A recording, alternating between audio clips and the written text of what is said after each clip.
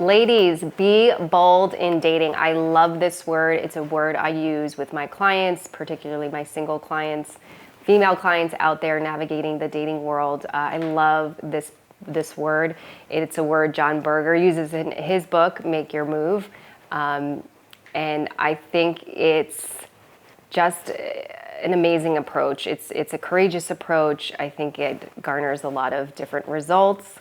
John Berger encourages women to make their move in dating, and he found that men actually appreciate when women are bold, when they make their move. And in a Match.com survey, 95% of men said that they would rather the woman make the first move to initiate the kiss or ask for the number. So it's a very good percentage, and that suggests that it is receptive to be bold, and men actually appreciate it. But despite these stats, despite this knowledge or insight from men that they do prefer women be bold, ladies are not being bold. And I, in my own dating journey, I think there were times that I was not bold. I certainly see this happening with my clients, and I think there's a lot of narratives or things that we're telling ourselves that keep us from being bold. The narratives that we'll be too needy, or we'll be too extra, or if we text, it'll be annoying. So there's all these things that women are saying to themselves that keep them from making their move,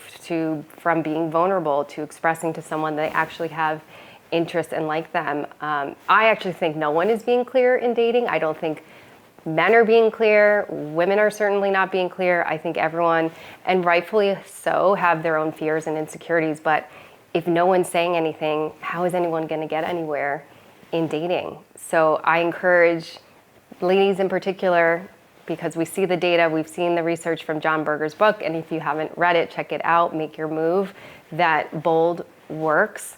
So ways in which you can try to start to be bold. If there's someone you're crushing on, ask them out. The worst that they could say is no. I always try to role reverse. So I always ask my clients, if a guy were to ask you out, how would you feel?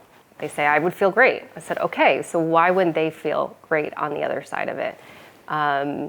If you're out and about and you see somebody that's cute, maybe try and go up to them. Maybe try to strike up a conversation. You never know what's going to happen. And either way, it's a human connection, and human connections are great. So if nothing comes from it, that's okay too.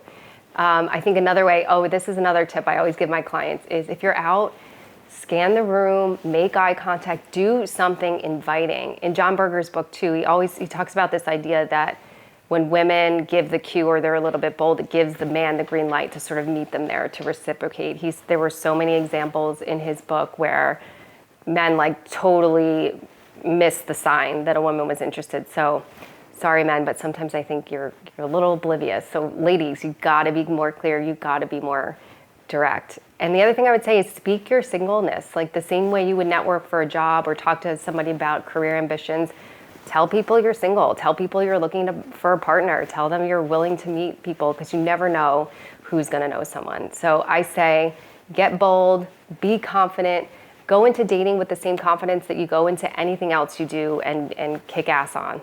Take that same confidence into your dating, make your move. You never know what's going to happen.